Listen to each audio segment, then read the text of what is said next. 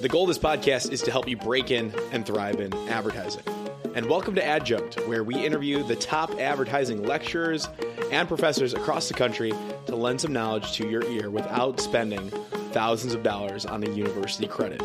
This week, we hear and learn from Jay Newell, professor at Iowa State University.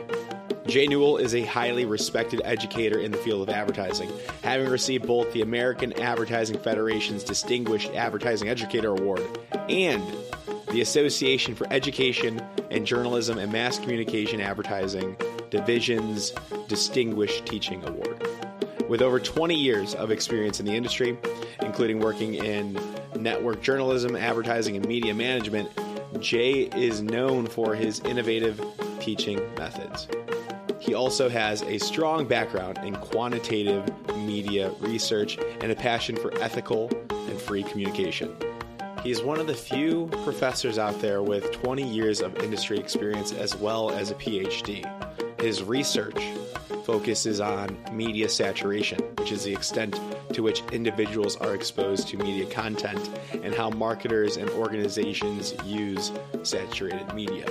Jay is the perfect balance between those research-heavy professors we know and the ones that only have industry experience.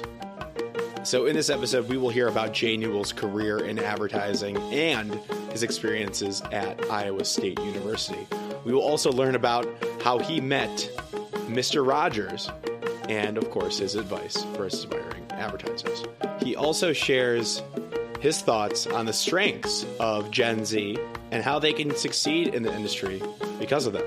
So get ready to be inspired and motivated as we listen to Jay's story and insights. Also, if you want to break into advertising as an art director, copywriter, strategist, or even account, we have a special opportunity for you. Breaking and Entering is excited to announce the launch of our Crowbar Awards, a chance for aspiring advertising professionals to showcase their skills and get noticed by recruiters and industry experts. We will release a new creative brief for you to work on with a friend every quarter. Whether or not you decide to enter is up to you, but the best campaign will earn an actual blue crowbar to help break into your favorite agency. It's an award and a tool. And who better to judge this inaugural show than Greg Hahn, co-founder of Mischief, one of the top agencies in the business today. So industry recruiters and professionals will be watching the winners. Be sure to check that out at our show description for more details. Now on with the show. This is the Breaking and Entering Advertising Podcast Adjunct edition. And as usual, I'm your accomplice, Gino Schellenberger. Kick it, Mikey.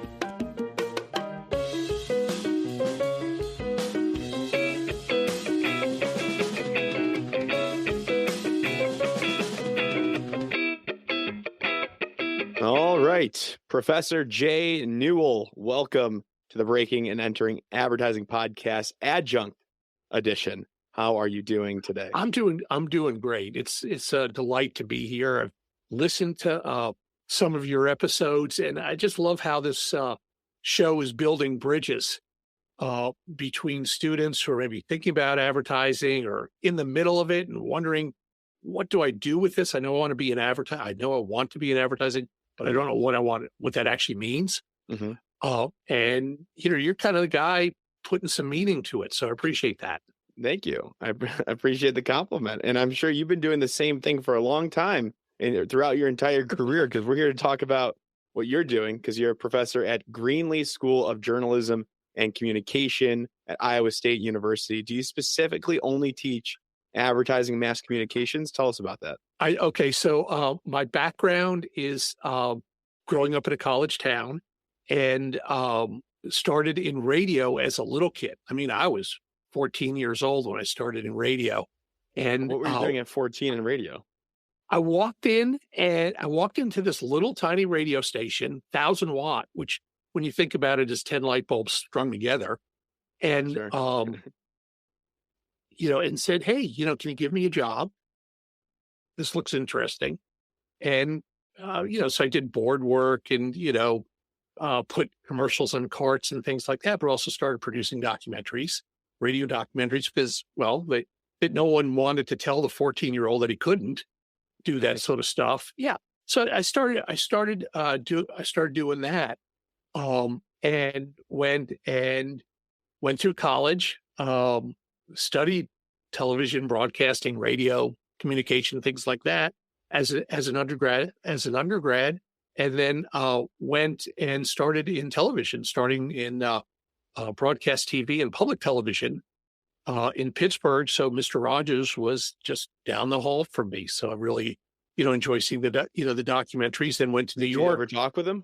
Oh, all the time. Yeah. Yeah. How was that? Oh, it was great. And then Mr. McFeely. Okay, this is way off, but Mr. McFeely, his last name was Newell. He's David Newell. Is the personal? Okay. Is the person, and we share the same last name, so we would share each other's phone calls too. So we got to know each other real well, and so my kids had the joy of having Mr. McFeely at the dinner table a couple times. Amazing. From there, went to New York. Cable television was just getting started, really teeny. Walked in and helped start up Nickelodeon, helped start up Lifetime. HBO was already there. Then it went down to Atlanta. And how are you helping to start these? What's your role? Okay, I was the promo guy. As seen on television, the promo guy, and cutting the spots, doing the graphics, figuring out the sound and the personalization for these channels, and we're just kind of figuring it out as we go along. Promo guy. So a little bit like you're producing, your production. This is an area I'm not an expert in on the cable television side. So give us a little more. And so in an agency where everything is split, everything is hyper specialized because, well, if you're buying ad time, especially, you got to make every second absolutely count. Within television, especially television promotion, it owns its own time. So that time is less valuable. And so you'll have the same person writing the ads, writing the promotions, the self-promotion pieces, and directing them and shooting them, and depending on the technology of the year, doing the editing, maybe even the graphics, and literally hand delivering that. So I helped with CNN doing that, CNN International, Headline News, then TNT. And it was just a great career to have.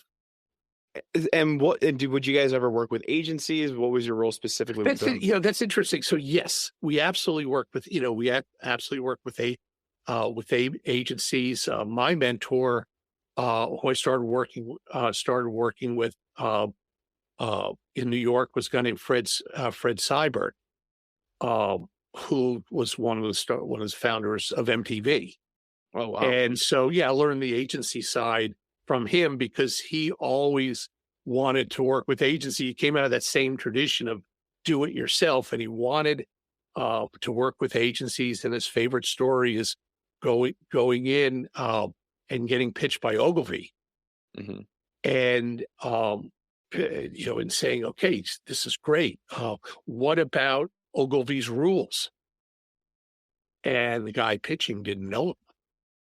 So he went somewhere. He went somewhere else. But I think the folks who do this sort of work really do aspire to that agency style of thinking, where you're thinking deeply about things. You're busting up the job, so you're not trying to do a little bit of everything badly. You're trying to do your thing very, very well. Yes. Got it. So how long were you in television cable for? You said some really interesting things already. Like you started Nickelodeon and CNN, right? You said, and CNN and TNT was the last place, and had just a wonderful time at all these places. It really is not like work, and when you got the boss is Ted Turner. That was these people who were even legends kind of at the time. So it was just a terrific thing, and I did about 20 years and all that. Gotcha. And right now I'm at the absolute moment where I've done exactly 20 years in education as well. Wow. And okay, I want to get into this as well, because we don't have a lot of adjunct features. I know it's called adjunct. You're not adjunct, not even close. we have a lot of people or guests from universities that are professors of practice, where they get this professor title, quote unquote, because they have 25 plus years of experience and they switch over. But you are one of the few so far that I've talked to that has 20 plus years experience in the industry, 20 plus teaching, and you have that PhD. Yeah. So well, yeah, you've done a lot. Well, I'm a victim of bad math. If I ever figured out how much, I would have to stop everything for 4 or 5 years to get a PhD, and the amount of money I had to kind of set aside to do that. But I don't think that, I think about, what I'm doing in front of me. And there are a handful of us in a growing number of people who have significant industry experience and also significant, research exposure. And that's because universities really have two jobs. The big ones, at least, have two jobs. And one is education. Right. And that's really a focus, and the professors of practice are all about that. Right. And the other is the generation of knowledge. It's looking at, it's trying to build theory and test things out and trying to make the world a little bit smarter place tomorrow than it was, than it was yesterday. Yep. Exactly. And, and the professors of practice, they're expected to help on the teaching side, whereas the folks on the research end who have the research experience are expected to do both, to do some teaching and some research. And I've been really lucky, and because I'm always interested in what happens next and what the world is going to change to. And as a researcher, you get to see that. So why did you want to get the PhD? Why did you want to do some of that research? Because we notice a lot of these professors that are the professors of practice they're like, I know everything I need to know about the industry. I've done it for so long. I'm an expert in my position. So why do I need to get more educated? Why can't I just teach? What changed? So that's a great question. And you would think that I really thought it through and did all this stuff, but no. There were two things I really wanted. The reason I wanted to go into the education side of things is I wanted to live in a college town because I had little kids and I wanted them to grow up in a college town. Why? There's in a college town, the world is just right in front of you all the time. The doors are not locked. That you can walk into a lab, you can go backstage, you can go onto the practice farms, things like that. Or the kids do that, and if you look around any university, you went to Illinois, if you're going to see kids you see this whole little subculture of kids who are just on campus, and boy, they're soaking it up. And I wanted my kids to have that opportunity. And you did that growing up as well at North Carolina, correct? Exactly. I did that. So I knew how powerful it is. And then in terms of, so you want to be in a university setting, a big university, college town sort of thing. Well, what are the jobs available? And one of them was professor. Of course. And, I'd been told, because I'd asked around when I was making this transition, for a lot of advice from a lot of people, and it was fairly consistent that the doctorate, the PhD, the research degree is what it's really called, is the union card. Yeah. That, you can go and can teach for a few years and maybe even more than a few years and have a really nice time of it without it, maybe just a master's degree. But if you really want to build programs and build curriculum and, sit in faculty meetings and get bored out of your mind and things like that, well, you got to get the PhD. And gotcha. I didn't question that too much, but I had such a good time getting a PhD, why question it? And the value of the PhD was interesting because you said a moment ago, everything about the business, why do I have to go back to school? Well, when you get a PhD, you learn what people don't know. You learn how little we actually understand about the world around us. you learn how thin our theories are of what happens next. Um, and so that's really the value of the PhD. It's not learning what people already know. You probably knew that. You were exposed to it. You're in the you're in a business, and you learned how to do things efficiently and so on. But to learn how little we have behind all that in terms of in terms of knowledge that's been tested over and over again and proven, there's just so much. It's just almost like an infinite thing, infinite amount of learning that we can be doing. Wow. Interesting. I am curious why then more people don't take the PhD or pursue the PhD route. Well, it's a bad math thing. You're giving up a lot of if you're working in the business and you're successful at it, you might be making decent money. Right. And to stop doing that for 3, 4, 5 years, the math just looks terrible when you do, if you pay attention to that sort of thing. Right. And so that becomes a limitation. But, I go to conferences and there are more and more people who have done industry experience and have gotten the PhD because they know they might want to stay in academics. Gotcha. Okay. Well, I appreciate that. I'm definitely super interested in that and learning more about that. But for our audience here, they're looking to get that first job in advertising. And whether or not a master's degree will help them, maybe it will, maybe it won't. What's your take on that? I think if the master's is in maybe some very specific areas, not advertising, data science, for example. Yep. Yeah. Almost anything with computer design, things like that, UX, maybe. Mm-hmm. Maybe. But on the other hand, you can read a couple books and you can show on LinkedIn that you're interested in this area of, let's say, data science, and you're following it and you're trying to teach yourself, you're trying to learn. And frankly, some of that should go almost as far as investing a year or 2 years in a master's program. That's interesting. I haven't heard that before. So like document your learning process online, whether that's a website or a blog that you're doing or some sort of podcast or on LinkedIn, document your progress in a specific research field that you're doing. Absolutely. In fact, you can see it going on with LinkedIn now is that more and more of people's profiles are about what they can do, not the pedigree that they have. And then I think that's really important for students to be thinking about what they can do, what they have done, on a small scale, on their own scale, the scale they had in front of them. Can they do some data analysis? Can they design, can they write? Can they make things happen? Can they do events? Can they promote things?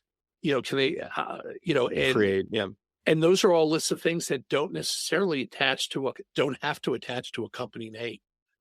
And I think you'll see over the years, LinkedIn moving away from the pedigree approach. Here are the companies that I've worked with, and more to here are some of the skills. Here are some of the proven skill sets.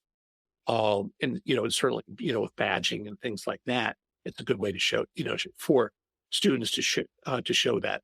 Yeah, absolutely. And students should be, or listeners should be pretty familiar. Like they should be on their LinkedIn's and they should be developing content and developing their personal brand online and documenting their progress. So yeah, I think it's easier to do.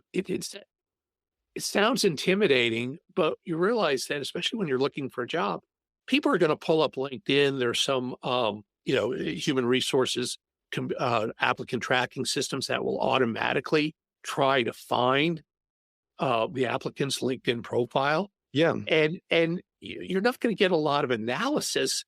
What you're going to do is get a proof of what you're interested in.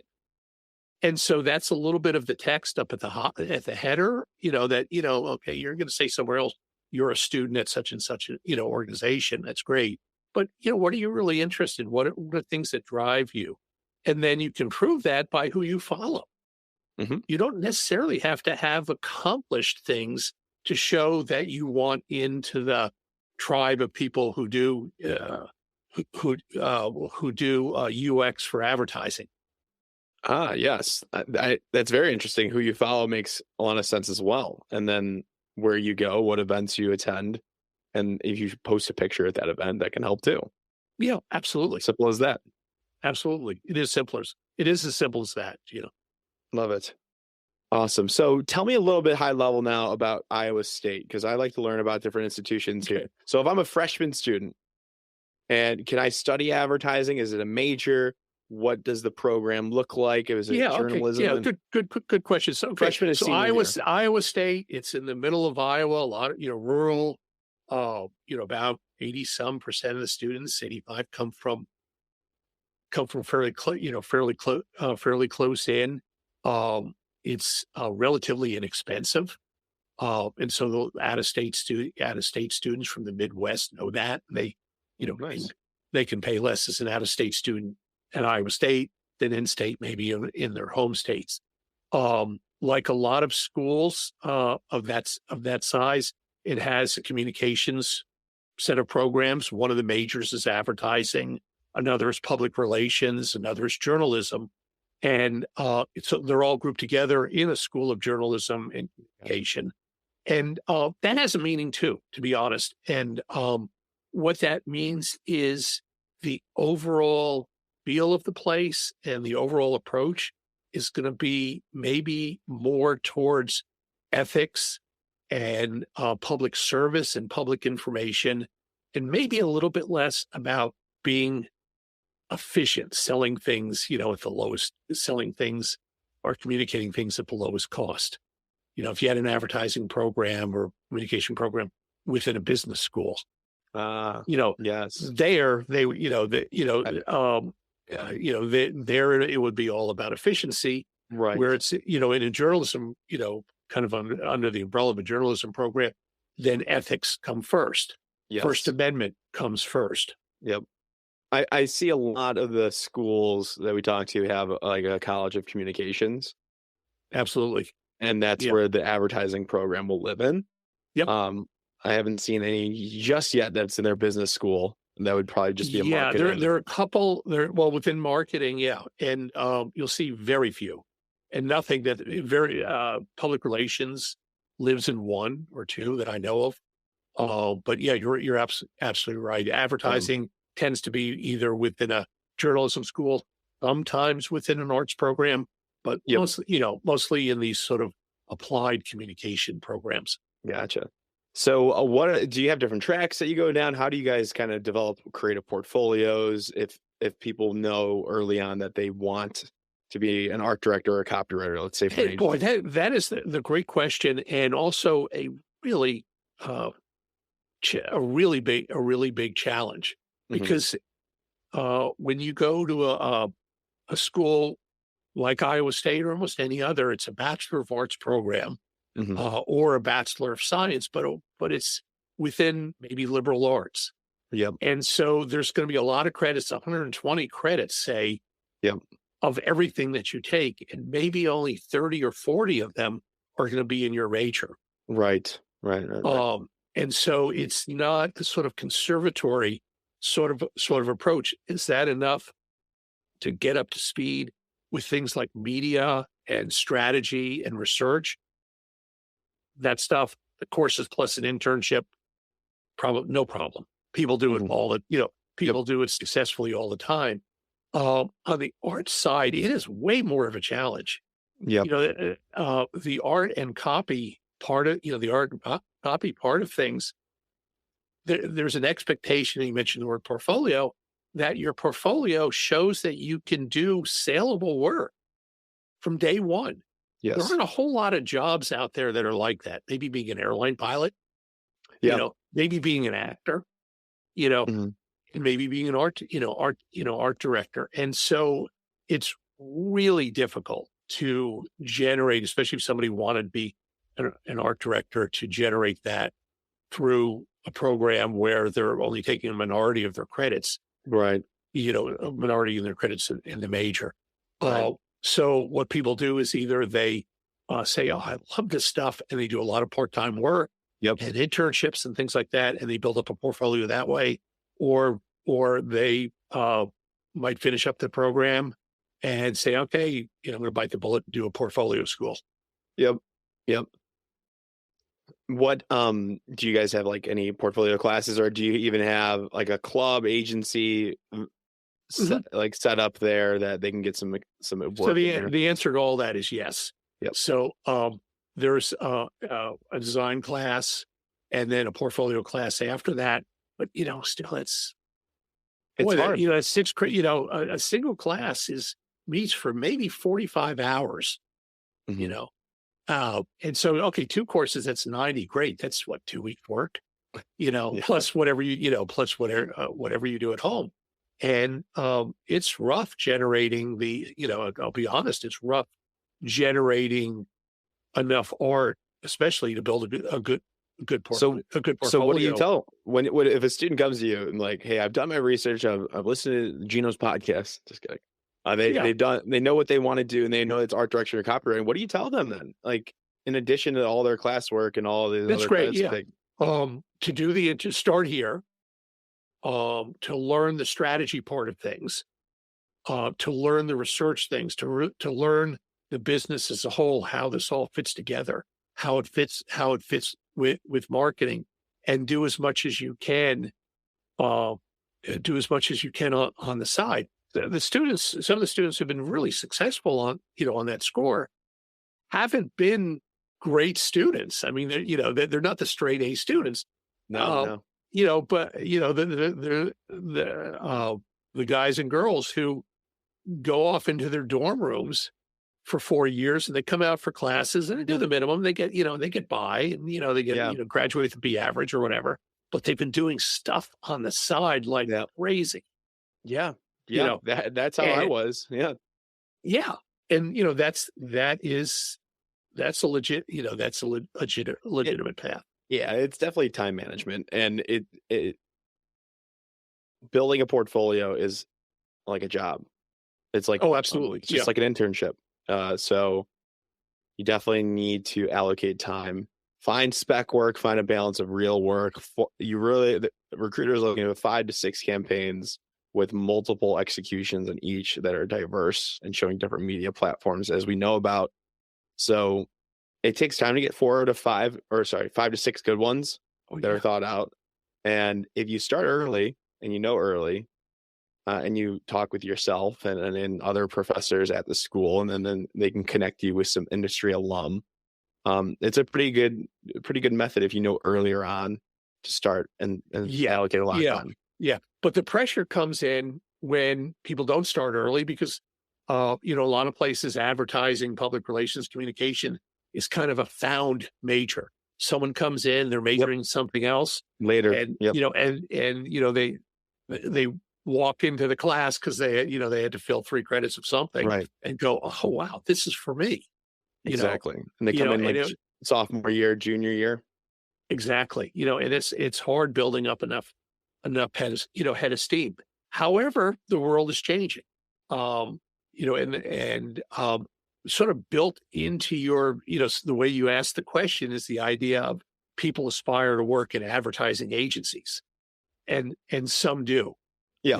I know, some do. And, but others, they want to be creative. They want to pull things together, and that an agency may not be the one and only, only place. It's sort of, we were talking earlier about how, I come out of this television background where, television promotion, well, the airtime was the station or the network didn't have to pay for it. It was just foregone revenue. Well, that means you can let the new kid do something. And if every frame is not excellent, it doesn't matter. No one's going to, there's no agency to lose the job. Right. So on. So if it doesn't pull as much as it maybe could have, you don't want that. You want to move beyond that, but you're not going to go and cry at night because of it. No. Whereas an agency, you can't afford to do that way. So, but the world has changed for so much of the communication that's being done strategically is being done through these channels, which frankly, the space and the time is just a lot cheaper, and a lot less investment. So yeah, they're going to let the internal people do, they're going to let the internal people do stuff, the in-house people that have maybe, a range of skills from absolute hot shot to like, okay, the new intern. Yep. They're going to let her do something. So there are more opportunities than there were, say, 10, 15, the Mad Men era. Absolutely. Absolutely. I was always just a proponent that you should start agency for a year to 3 years if you can, and then go off and do whatever else you might be interested, whether that's in-house or you go and get your MBA or whatever other options there are out there. And I want to ask you now, because you've been teaching for a while and you've seen all types of students come through, I'm sure, of different generations. How would you kind of characterize like the Gen Z, millennial like the zillennial?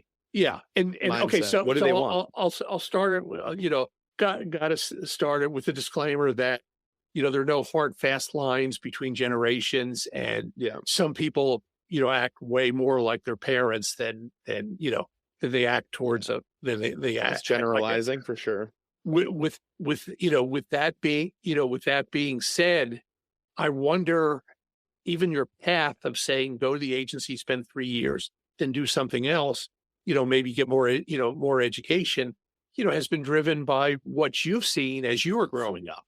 Oh yeah. And the people I talk to are, the people you talk to, and, the man, the madmen, well, the Gen Zs. So by definition, a Gen Z is born, 97 or so and, beyond. And so the students we have in front of us, the students who, who are on this podcast, well, they're, going to be predominantly Gen Zs, and well, Mad Men, they were 10, 12 years old when Mad Men left, left the channel. right. And maybe they saw, they saw Blackish and they saw, Anthony Anderson working at an ad agency and said that was great. But, they're growing up in sort of this non-television world or non-broadcast television world that, watching stuff on ABC was something that grandma does. Right. Right. So they may, they may have missed that. So that sort of aspirational imagery may not be in as many of their heads as they were in the generations prior, in the millennial generation and certainly the generations, before. I have a daughter who's a Gen Z, and the way she explains it, who's, by the way, in kind of in the family business of television promotion. And the way she explained it to me is, she said, Dad, that place in your head that's just full of movie quotes.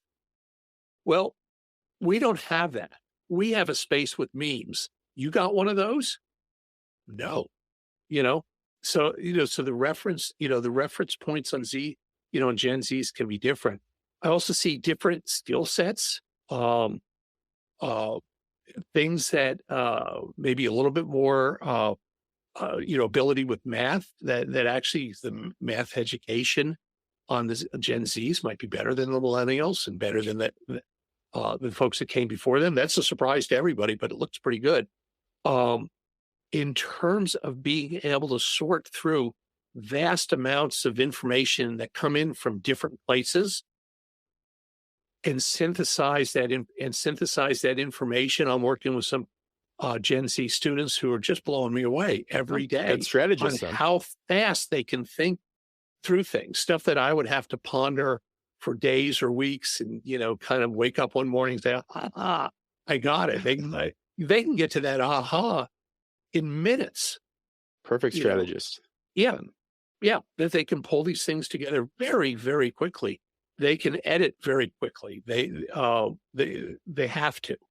They're saying, that Great they content, could not get through a day without swiping away the stuff they didn't need very, very, very quickly. So they're thinking a little differently. They're thinking maybe faster, in some ways. And I'll say for my population, they're also thinking aspirationally different. I don't necessarily think that this is a generation which, when it's all said and done, is going to say, yeah, we defined ourselves by our career, each one of us. That the most important thing was our career and what we did, because I think they see how shaky that is. They Yep. see how shaky that is, and they look and see, well, what's permanent? And that's family. And so I'm dealing with a Midwest population, or teaching Yep. to a Midwest population. But it's not unusual for a student to say, I want a good job, but that's close to family. Not even, but that's close to family. I want a good job that's close to family. And the close to family part is not negotiable, Ah, you know? love that. And so the idea of going somewhere, not for everybody. Some really want to, Of course. they want to be New York. They want to be London. They want to be Chicago. You're right. But that's not it, but that's not everyone. Fortunately, the business is, scattered so much that they can do really well. Mhm. They can have great jobs. They can do really interesting things that show up on screen, even though it wasn't created in New York. Oh, yeah. Oh, yeah, definitely. I mean, there are so many opportunities to create content that they know about inherently from growing up with the technology. They can work from home, like you're saying. Mhm. And yeah, and I know me personally, I know that I have a North Star, and that's like whatever agency I'm at or wherever my career is at, as long as I'm following my North Star, helping students break into thrive in advertising, I will be happy. I find that with my That's great. podcast. So I don't lose too much sleep, about where I'm at agency wise or what my day job is, because I'm doing what I love on the side here. So I That's get great. that. Yeah. Thank you. So I love that. So to your audience, to the audience now who are predominantly Gen Z or recent graduates or whatever the millennial term is, what advice do you find yourself constantly repeating to your students to help them break in? Oh, cool, that's great. That's a great question. And it's do things. It's funny. You talked about the ability to use tools and all that. I'm not absolutely convinced that as a cohort, uh, they were all installed with the ability to actually make things. And Okay. that they're very, very good consumers of media.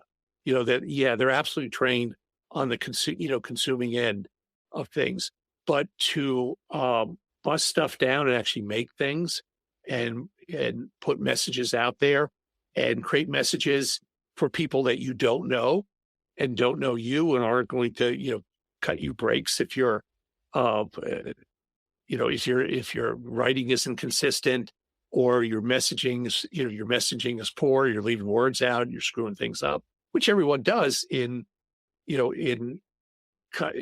interpersonal communication. Right. But that sort of professionalize that communication, I'm not convinced that they come equipped, that everyone comes equipped with that, and that's Right. fine. And my advice is develop it, do stuff. You know, do this. Boy, we have all these